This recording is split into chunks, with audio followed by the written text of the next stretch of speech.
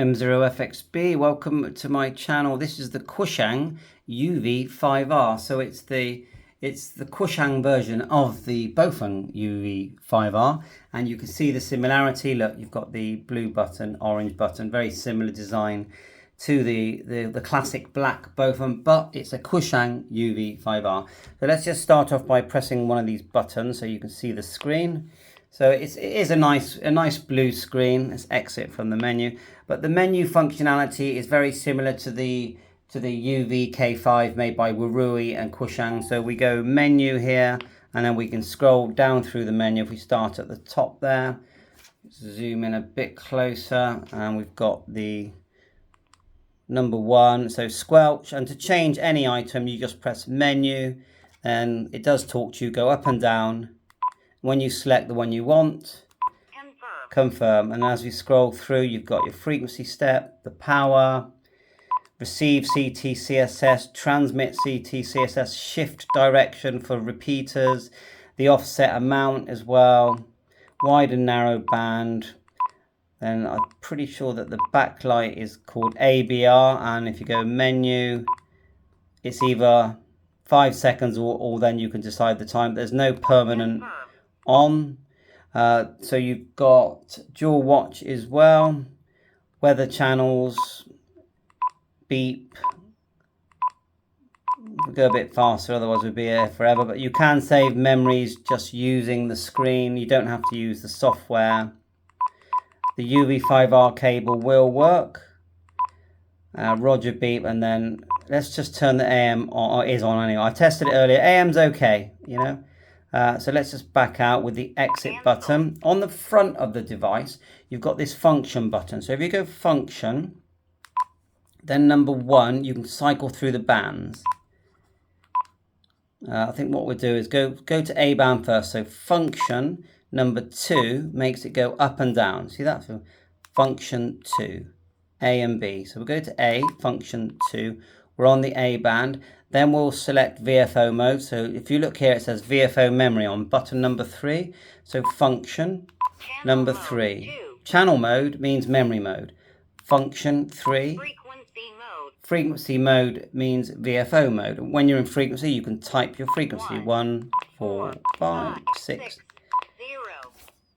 And 0 again. And you can cycle through the bands as well. Go F1. And you're cycling through the bands. F1, F1. And it's like a 6-band radio, isn't it?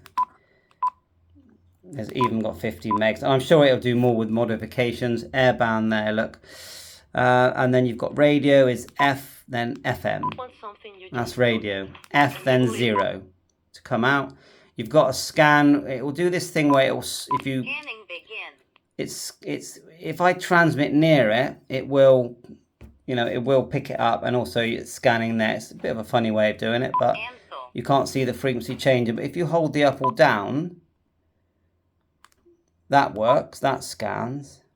I'm sure there is a way of making it scan. Let's try again, go. No, I think we'll leave that for now. Then you've got the reverse button here, FR. So if you've got a repeater selected, a shift selected, you'll be able to see the input. So let's try that. Should we go menu, look for the shift number. Which wasn't far down, was it? Shift direction, menu. Frequency direction. Let's go minus or plus, confirmed, and then exit the menu. So now if we go to one that's got the shift on, let's go to the B band, FAB. And then go F reverse. It's going to show the input. That worked. See the 2 little diamonds? I believe that's groups. Yeah, so group 2, I think. So have we missed anything? I'm sure we have. There's your twin pin connector, and we are going to see if the firmware goes in. The UV-5R firmware goes in. But anyway, there's your cable going in, and we'll do a separate video programming software. Unfortunately, no USB charging. No USB-C charging, which I think is a big mistake that they've made. But that's what they've done. But they have given you this chunky battery, which is on the badge. It says 3800. Someone tells me it's not, it's 2200, but I don't know, it looks pretty chunky to me. It's nearly as heavy as the radio. So that's a big plus. All they had to do, and it doesn't fit the UV-5, but I got a feeling that if you took off this tab here, it would fit. If I broke that off, it would fit, I think. Yeah, and it wouldn't be hard to remove that. But I don't need to, you know, I've got lots of spare batteries here. The antenna, nice chunky antenna. Some people say they're not very good, but I like mine. It works great. I like the knob, the torch, of course. Programmable buttons as well. There's your torch going there. That's the bottom button. If I hold, let's just hold the bottom button, see what it does. Nothing at the moment. So that, I would say you can program that as well probably in the menu and the software. The top, you know, the one below the PTT. Nothing at the moment. Probably needs programming, or something is happening. Look, input. And to put it into firmware mode, I think you turn it off, hold down the PTT, turn it on. That's firmware mode, which is the next test that we're going to do. So to see if it will take the dodgy firmware.